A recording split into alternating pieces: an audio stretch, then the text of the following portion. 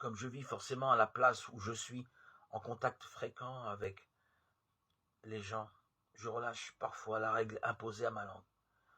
Car si je maintiens toujours avec la même énergie le contrôle de moi-même, je sais que je vais faire fuir les faibles et que jamais je ne les attirerai à ce que je désire.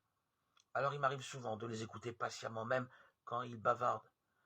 Mais faible aussi, je me laisse aller moi-même quelque temps au bavardage et me mets à dire volontiers des choses que j'écoutais d'abord à contre-cœur. Je trouve plaisir à patauger là où il me répugnait de tomber. Un guetteur, moi. Le guetteur doit vivre à la fois sur les hauteurs et sur ses gardes. Sur les hauteurs, sans que l'entraîne de son poids l'amour des choses terrestres.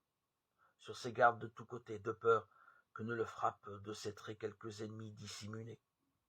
Mais il ne suffit pas au guetteur de vivre en un eau idéal.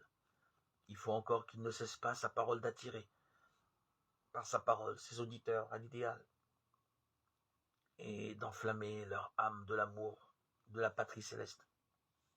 Cela il le fait bien quand sa parole brûle de feu dans sa vie. Une lampe qui ne brûle pas elle-même ne saurait enflammer un objet sous lequel on la place.